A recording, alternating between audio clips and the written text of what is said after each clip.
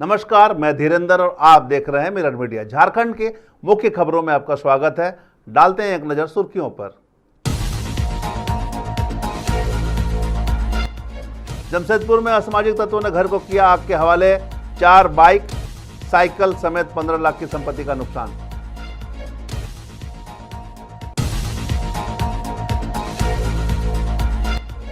बोकारो में बीएसएल प्रबंधन पर लापरवाही का आरोप। दिवंगत कर्मचारी के बेटे ने उठाई नियोजन की मांग।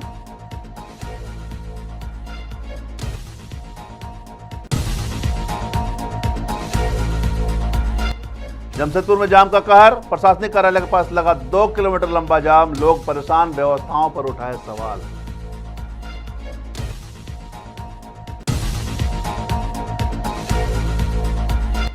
बेरमो में मनाया गया डॉक्टर श्यामा प्रसाद मुखर्जी का 72वां बलिदान दिवस। देश के प्रति योगदान और विचारों को किया गया स्मरण।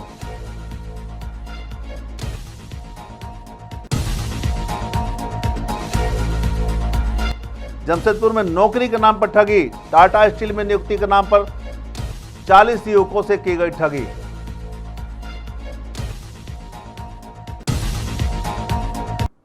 अब खबरें विस्तार से।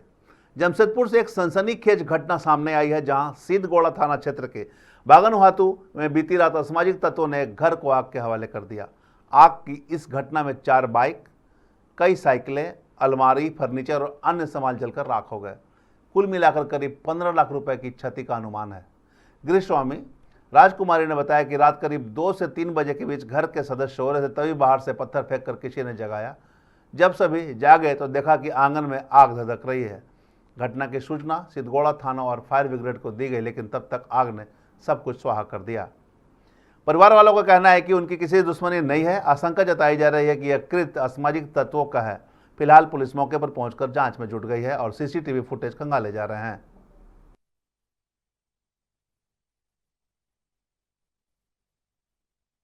बाहर का कोई कुछ किया होगा बोले, हम लोग को तो वो सब मालूम नहीं था। हम लोग सोए थे।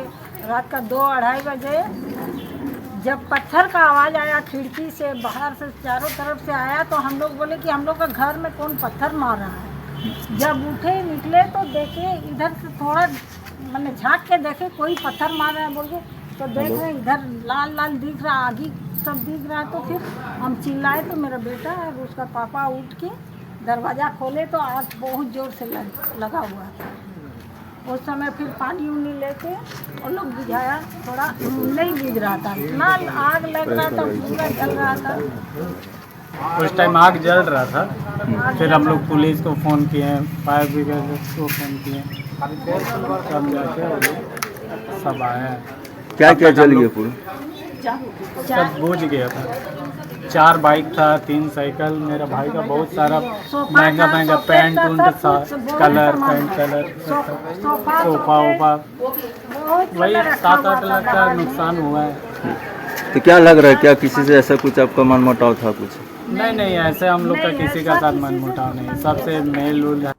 बोकारो स्टील प्लांट के एक दिवंगत कर्मचारी मोहम्मद सुलेमान की मौत के बाद उनके परिजनों ने बीएसएल प्रबंधन पर गंभीर लापरवाही का आरोप लगाए हैं। परिजनों का कहना है कि जहां एक और सुलेमान दिल की बीमारी से पीड़ित थे, वहीं मेडिकल बोर्ड ने उन्हें फिट घोषित कर दिया। वो भी तब जब उनकी मौत हार्ट अटैक से हो चुकी थी। मोहम्मद सुलेमान लंबे समय से हार्ट से जुड़ी बीमारी से जूझ रहे थे और उनका इलाज कोलकाता सहित बोकारो जनरल अस्पताल में भी चला। उनकी तबीयत बिगड़ने के बाद उन्हें अपने पुत्र सुल्तान को अनुकंपा के आधार पर नौकरी देने की अपील की थी, लेकिन रिपोर्ट 2 दिन बाद आई, जिसमें उन्हें फिट बताया गया और मौत का कारण सेप्टिसीमिया लिखा गया। अब मोहम्मद सुल्तान दुकान में काम करके किसी तरह घर चला रहे हैं। 3 बच्चों की पढ़ाई, घर की जिम्मेदारी के बीच वो अब भी बीएसएल के चक्कर काट रहे हैं और उम्मीद लगाए हैं कि पिता की मौत का न्याय मिलेगा और उन्हें नियोजन मिलेगा। भी नहीं दिया गया, मेडिकल रेस्ट में घर को भेज दिया गया और उसी पेपर के पीछे पीछे में लग करके के पापा का मेडिकल बोर्ड हुआ और मेडिकल बोर्ड होने के बाद दूसरे दिन 16 तारीख को मेडिकल बोर्ड होता है, 17 को भर्ती हो जाते हैं बीजीएच में और 18 को बीजीएच में उनकी मृत्यु हो जाती है। और मृत्यु होने के 1 महीने के बाद कंपनी का बोर्ड का रिपोर्ट आता है कि वो मेडिकली फिट है। ये जिसको मैं ऑब्जेक्शन हाईकोर्ट में भी किया हुआ हूँ, जिसका ऑब्जेक्शन मैं मेडिकल एजेंसी का कंज्यूमर कोर्ट में भी मैं केस किया हूँ, 2012 में मैं केस किया हूँ, लेकिन मुझे आज तक न्याय नहीं मिल। जमशेदपुर शहर में ट्रैफिक जाम अब एक आम समस्या बनती जा रही है। सोमवार को दोपहर झमाझम बारिश थमने और स्कूल की छुट्टी के बाद एसएसपी और उपायुक्त कार्यालय के सामने की मुख्य सड़क पर करीब 2 घंटे तक लंबा जाम लग गया। 2 किलोमीटर से ज़्यादा लंबी कतार में निजी वाहन और व्यावसायिक वाहन, स्कूल वैन और दोपहिया भी फंसे रहे। हैरानी की बात यह रही कि पूरे वक्त किसी भी चौक चौराहे पर ट्रैफिक पुलिस की तैनाती नहीं थी। स्थानीयों और वाहन चालकों का कहना था कि ट्रैफिक विभाग केवल चालान काटने और हेलमेट चेकिंग तक ही सीमित है, जाम जैसी गंभीर समस्याओं पर कोई ध्यान नहीं देता। लोगों ने प्रशासन से अपील की है कि जल्द इस दिशा में सख्त कदम उठाए जाएं, वरना जनजीवन प्रभावित होता रहेगा। के बाद में ऑलवेज जाम लगता है। बड़ी गाड़ियाँ रोड में पार्किंग करती है और जुबली पार्क के सामने में बस वालों का अतिक्रमण है। बस वाले रोड पर ही पैसेंजर उठाते हैं और हमेशा यहाँ जाम का स्थिति बना रहता है। बारिश हो या नहीं हो, इस रोड में हमेशा जाम का स्थिति बना ही रहता है और लोगों को आने जाने में बहुत परेशानी होती है। बच्चों का स्कूल का छुट्टी का टाइम है, बच्चे भी इसमें हरास होते हैं, परिवार वाले भी हरास होते हैं और इसमें कोई इमरजेंसी अगर हो जाए तो लोग पूरी तरह से फंस जाते हैं। अतिक्रमण ऑटो और बस वालों का इसमें ज़्यादा है। बैरमो में डॉक्टर श्यामा प्रसाद मुखर्जी का 72वां बलिदान दिवस श्रद्धा और विचार विमर्श के साथ मनाया गया। यह कार्यक्रम गिरिडीह के पूर्व सांसद रविंद्र पांडे ने फुसरो स्थित आवासीय कार्यालय में किया। इस मौके पर रविंद्र पांडे ने कहा कि श्यामा प्रसाद मुखर्जी देश के पहले उद्योग मंत्री और प्रखर राष्ट्रवादी थे। उन्होंने नेहरू मंत्रिमंडल से इस्तीफा देकर देश हित में बलिदान दिया है। आज जब जम्मू कश्मीर से अनुच्छेद 370 हट चुका है तो यह उनके विचारों की जीत है। कार्यक्रम में तमाम श्रमिक नेता समेत कई लोग उपस्थित रहे। भारत में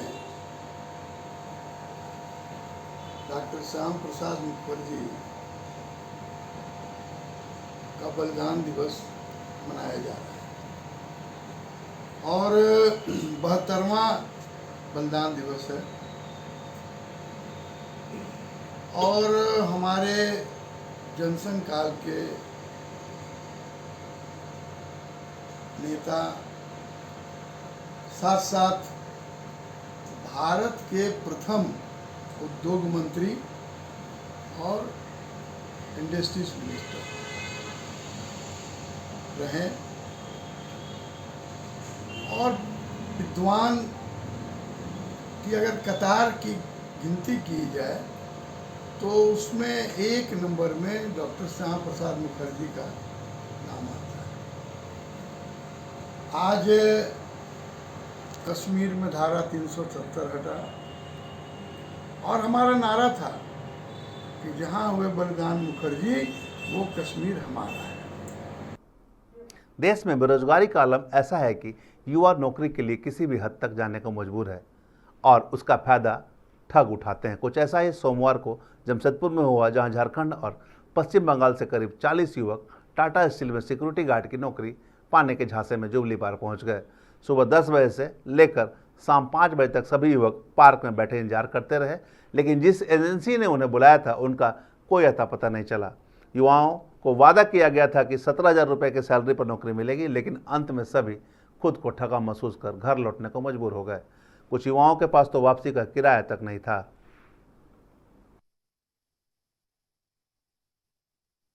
एक सिक्योरिटी गार्ड का कंपनी है, गरुड़ा कंपनी है, वो उसका ऑफिस रांची में है। तो वही कंपनी के थ्रू हम लोग यहाँ पे आए हुए थे कि यहाँ पे काम के लिए है ना, तो वो शाम तक का टाइम मांगा हुआ है, इसी के लिए हम लोग उसका वेट कर रहे हैं।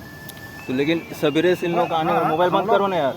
हम लोग 10 बजे से यहाँ पे आए हुए थे, तो वो शाम तक का वो टाइम मांग रहा है। हम लोग ठीक है, हम लोग वेट हम लोग कर रहे हैं। तो कंपनी कितना बजे बुलाई थी अपॉइंटमेंट के लिए? वो तो 10 बजे बुलाया था। अच्छा। तो अभी शाम भी हो गया अभी, तो शाम तक का वेट कर ले रहे हैं। तो आप लोग बोले नहीं भूखे प्यासे इतना दूर से हम लोग आए हुए सब हैं? कुछ हम लोग बोल दिए हैं। अब अपना बात हम लोग रखे हुए हैं। कौन लोग बुलाया था आपको? है नंबर है, सोनू है, नंबर है, रांची का वहीं का है। तो ये जो कंपनी एक्चुअली है कहाँ के? वो रांची का है, और जमशेदपुर में? जमशेदपुर में साथ काम लिया हुआ है। अच्छा, कोई कंफर्म नहीं हो पाया? काम लिया हुआ है क्या बोल के बुलाया था आप लोग को? कि यहाँ पे काम देंगे। यस पहले बता रहा था, अभी जब आप लोग आए तो गरुड़ा कंपनी बता रहा है। इससे पहले कंपनी के बारे में कोई डिटेल्स नहीं दे रहा था। लोकेशन कहाँ है, लोकेशन भी कोई कंफर्म नहीं है हम लोगों का, क्या लोकेशन है क्या नहीं है। अभी पहले अच्छा, कैसे आप लोग इन लोगों के संपर्क में आए? वो हमारे जान पहचान के रिश्तेदार हैं, उन्हीं से कांटेक्ट हुआ था, तो इनसे यहाँ पर आकर मुलाकात हुआ। मतलब एक होता है ऑनलाइन है कि डायरेक्ट, मतलब कि एक दूसरे से संपर्क में एक दूसरे के संपर्क में आए हैं। उसका भी जान पहचान वाला उसका भी जान पहचान में था। और मतलब सब एक दूसरे से संपर्क करके एक दूसरे से संपर्क लगभग 30 से 40। अभी आप लोग क्या करने जा रहे हैं? अभी हम लोगों का यही डिमांड है कि हम लोगों का भाड़ा पैसा दे दे, हम लोग घर से आने जाने का खर्चा। क्योंकि हम लोग यहाँ पे सुबह से 10 बजे आए हैं, कोई इनका रिजल्ट नहीं आया अभी तक। बारिश के लिए सर ढकने के लिए छत नहीं है, बारिश में पूरा भीग गया, सब कुछ देखिए भीग गया है ऐसे बारिश में। कितने लोग हैं आप लोग सर? हमारे कम से कम 25-30 लोग। ठीक है, वैसे वो कोई थे वो बोल रहे थे 40-50 जन है। 40 से ज़्यादा और शायद उनके थ्रू आने वाले हैं, लेकिन हम लोग हैं 20-30 जन हैं। रामगढ़ जिले के गोला प्रखंड में खेलो झारखंड के तहत आयोजित सुब्रतो मुखर्जी फुटबॉल प्रतियोगिता का सोमवार को उत्साह के साथ समापन हुआ। गोला प्रखंड के पूरबडी मैदान में हुई फाइनल मुकाबले में SS+2 उच्च विद्यालय गोला ने उत्क्रमित उच्च विद्यालय सतरी को 2-0 से मात देकर विजेता ट्रॉफी पर कब्जा जमाया। इस मौके पर मुख्य अतिथि के रूप में रामगढ़ विधायक ममता देवी, सांसद प्रतिनिधि राजीव जायसवाल, जिला परिषद सदस्य सरस्वती देवी और प्रखंड विकास पदाधिकारी डॉक्टर सुधा वर्मा मौजूद रही। सभी अतिथियों ने खिलाड़ियों से परिचय प्राप्त कर फुटबॉल को किक मारकर खेल का उद्घाटन किया। फाइनल मुकाबले के बाद विजेता और उप विजेता टीमों को मेडल और ट्रॉफी देकर सम्मानित किया गया।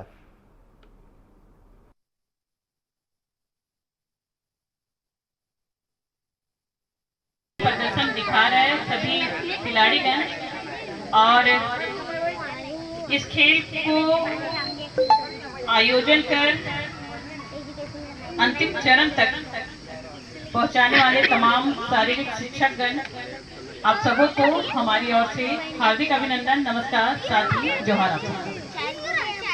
हम तहे दिल से आभार व्यक्त करना चाहेंगे हमारे झारखंड सरकार आदरणीय मुख्यमंत्री हेमंत सोरेन जी का, कि जिनके प्रयास से निरंतर हर वो क्षेत्र, या वो शिक्षा का क्षेत्र हो या खेल का क्षेत्र हो या अन्य और भी कोई सामाजिक कार्य, जिसको प्रोत्साहित करने के लिए निरंतर हमारे माननीय मुख्यमंत्री जी का प्रयास इस राज्य के लिए रहा है। अब तक की खबरों में बस इतना ही। देश और दुनिया की तमाम खबरों के लिए बने रहे मिरर मीडिया के साथ।